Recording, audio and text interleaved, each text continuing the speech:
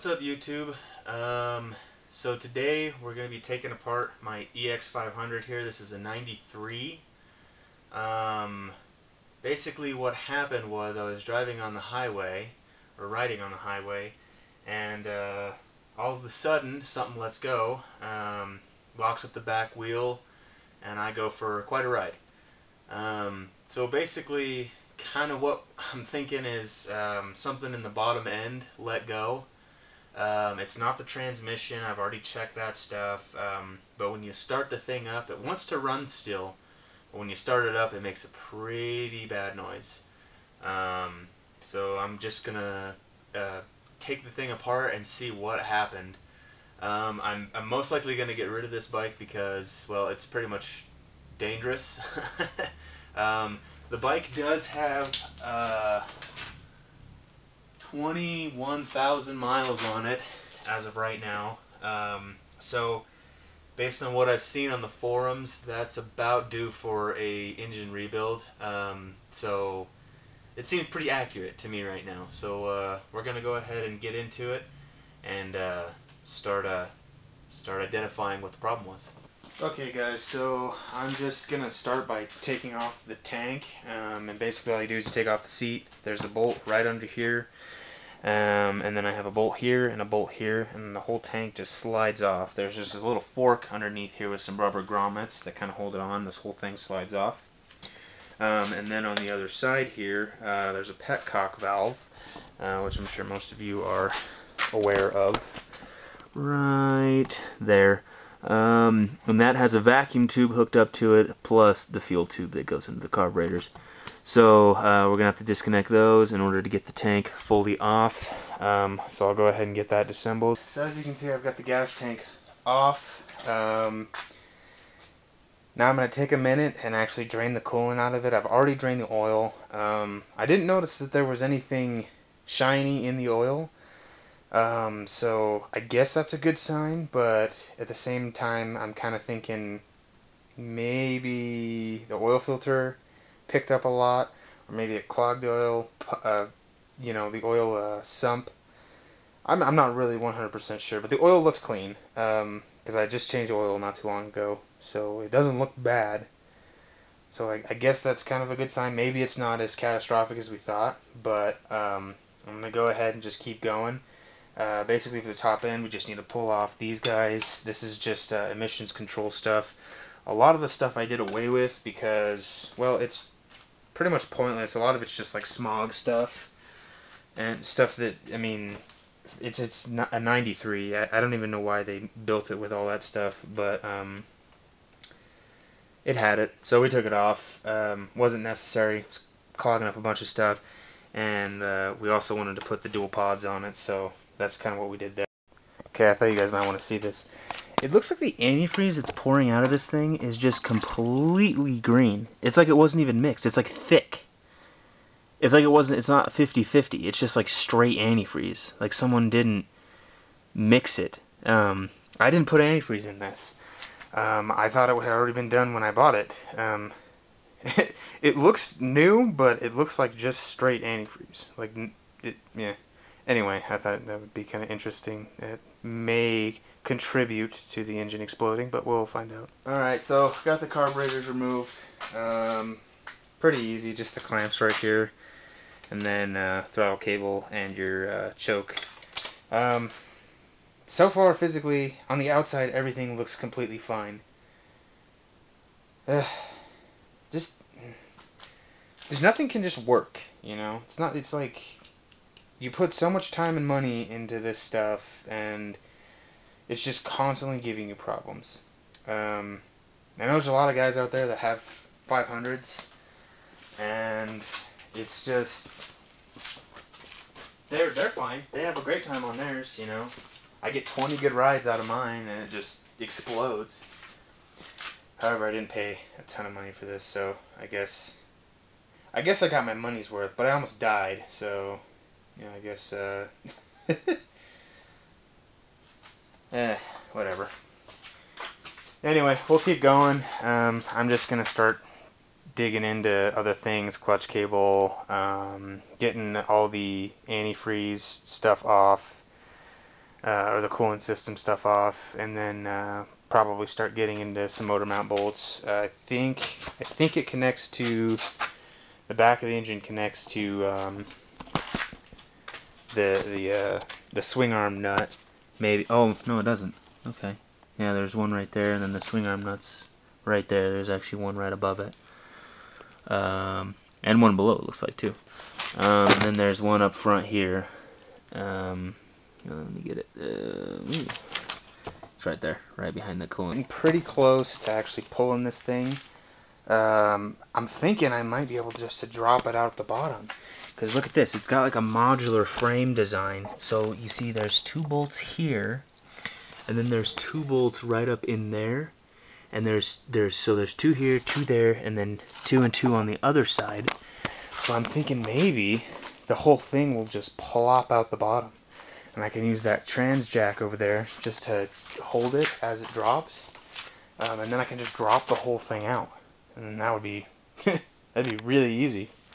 So this whole process took me probably half an hour to get it to this point, and I'm thinking I'm like really ready to pull it. There's not a whole bunch of electronics on this engine because it's carbureted. Really the only thing electronic is the ignition system and the starter, and that's all easy. You just unplug it. No big deal. Sorry I wasn't filming for most of that. I'll kind of give you the rundown. It was a pain in the ass. So basically, the engine's out. It's over here. It's sitting on the old counter here.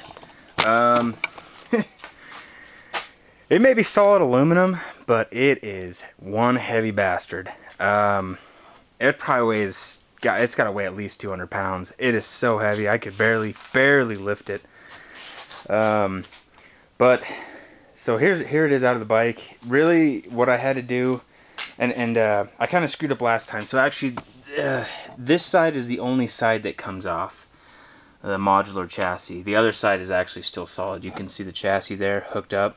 That's all welded into place. That's not moving. So basically what you had to do is you had to remove the 3 chassis bolts, unbolt the radiator, unbolt all your electronics, which is, I think maybe I mentioned it or maybe not, but it's the starter, and then a couple other things that hook up to the stator and whatnot. And then you can see I have this ridiculous contraption. Cherry picker, engine hoist, whatever. I had to attach that to the chassis to jack up the back of it so I can get the trans jack under it and try to hold the motor while I was pulling bolts out and stuff. That worked out pretty well. Okay, other than that, you were pretty much caught up. Now the motor is on the bench and it is awaiting the teardown. I'm gonna start with the top end and then come down to the cylinders, see what happened, if there's anything wrong with the pistons or whatnot. My guess is it's gonna be in the crankcase somewhere, but we'll find out. I'm gonna pull off this. This is the timing chain tensioner spring right here. I'm actually gonna take this off and see if it has any tension on it or not. The thing still runs though, so I don't think it's a timing issue. I just think it's something down below took a poop. But I also may end up just starting right here at the oil pan, just popping that off and just looking inside, seeing if there's any bottom end damage. Alright guys, so I just straight up started with the oil pan because I just wanted to see, just, you know, the first thing to look at is oil pan if you've got stuff in it. And yeah, I think something definitely let go. There is every form. There's gaskets in here. Freaking look at that. Just if that'll focus. Sorry, not the best camera. You kind of get that. That's just rubber gasket material. I'm thinking all this stuff, this orangey stuff. I'm pretty sure that's the timing chain. The chain guide or the chain tensioner. That's all that, and there's just a ton of steel parts. I mean, that looks a little bit rounded, so something may have come off somewhere. Dude, this thing detonated. I mean, it's just, there's just shit everywhere. And if you look in here, you can see the timing chain, maybe a little bit. Yeah, you can see it right there. Timing chain right in the middle. One piston, and then the second one's up there. Um, yeah, I'm thinking this is probably going to need a full-on rebuild, which I'm not going to do, because it would cost you $100 on eBay for a replacement engine that doesn't have this problem. Whereas if you were to rebuild this, dude, you'd be in a grand. I guarantee. I'm sure it's going to need a crank, and it's going to need bearings. It's going to need the whole 9 yards, and not something I necessarily want to do. But that's cool. So 22,000 miles on this engine. As far as I know, well taken care of. Changed the oil, everything like that, and it just did not like the highway. So that's kind of neat to see all the carnage. I really don't think it's necessary to go much further than this, but I might take apart the top end just to see if it was bearing material and timing chain material. But other than that, yeah. I think that'll probably be it for today, though. So just take care of your guys' stuff. Take it easy on these older engines. They're old. They start breaking down. Gaskets get weathered, and they just take it easy. Anyway, thanks for watching, guys. Hit the like button, subscribe, whatever. I'm really starting to get back into YouTube and stuff like that. Someone just commented on one of my last videos on the NQD jet boat, which I do have all my RC stuff over here, and I will start doing a lot more stuff with those as well. Just have a lot going on right now, so I can't really get all the videos out. But I am getting on it. It's almost ready to go. I will tell you guys right now, that thing on 3-cell is unbelievable. So go ahead and watch my other videos. Preferably the ones in the last month. When I first started getting into YouTube, they were kind of a little choppy, but you can definitely check them out. There's some cool stuff. Anyway, thanks guys, appreciate it. See you later. Alright, on second thought, actually I will just show you guys. So I continued working on this after I said I was done, but I just want to show you guys. Turns out it wasn't what I thought.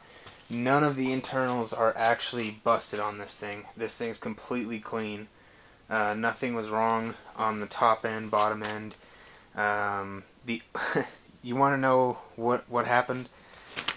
Well, now this could be because of the different oil I put in here. I'm not, because I went full synthetic. Maybe I should have just stayed traditional. But what happened was, you see all that in there?